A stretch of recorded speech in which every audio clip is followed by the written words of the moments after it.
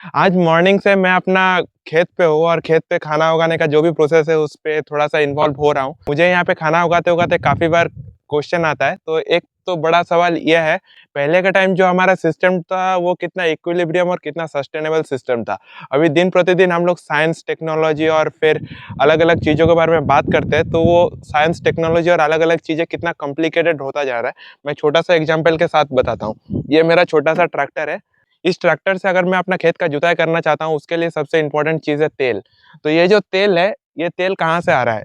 Middle east से आ रहा होगा या फिर और कहीं रशिया से आ रहा होगा या फिर वर्ल्ड का कोई भी एक ऑयल प्रोड्यूसिंग कंट्री जहाँ से तेल मिलता है, वहाँ से हमारे देश पे तेल इम्पोर्ट हो रहा है। वो तेल जा रहा है प्यूरिफिकेशन सेंटर, जहाँ पे क्रूड ऑयल थोड़ा प्यूरिफाई होता है। फिर उसके बाद ऑयल रिजर्वर जहाँ पे तेल को रखा जाता है। फिर उसके बाद वो डिस्ट्रीब्यूट होके आ रहा है हमारे छोटा-सा गाँव पे एक पेट्रोल पंप है उधर। फिर उस तेल को लेके आया जा रहा है हमारे ट्रैक्टर में, फिर वहाँ से हमारा खेती का काम हो रहा है। तो हमारा जो खाना उगाने का प्रोसेस है, ये दिन-प्रतिदिन कितना कॉम्प्लेक्स होता जा रहा है। पहले के टाइम होता था, खुद के घर में गाय, भैंस, बैल सबके घर में होता था।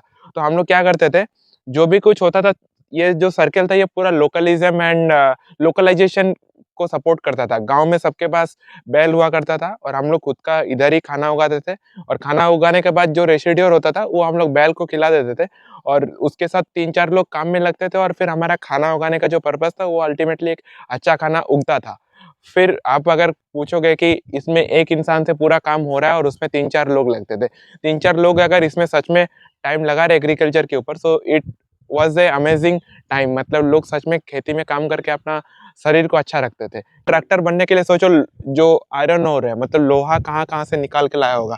जो रबर से टायर बना है, वो कहाँ-कहाँ से निकाल के लाया होगा। क्रूड ऑयल कहाँ-कहाँ से आ रहा है और यहाँ पे जो भी मतलब प्लास्टिक का मटेरियल है, जो भी रॉ मटेरियल है, ये कहाँ पे माइनिंग हो रहा है, कितना कुछ कॉम्प्लेक्स प्रोसेस चल रहा है और फिर उसके बाद हम लोग अपना खेत में जुताई कर पा रहे हैं और फिर उसके बाद हम लोग अपना खुद का खाना उगा रहे हैं। So this is one realization, one big thought what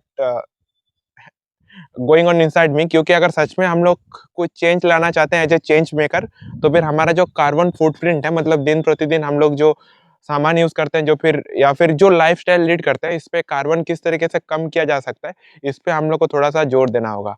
so ये आज पूरा दिन जब मैं बैठ-बैठ के बात कर रहा था ट्रैक्टर चलने के टाइम, मतलब जब खेत का जुताई हो रहा था, तो उस टाइम ये बड़ा सवाल मेरे अंदर आया। आपको क्या लगता है इस बारे में? आप कमेंट करके बता सकते हो।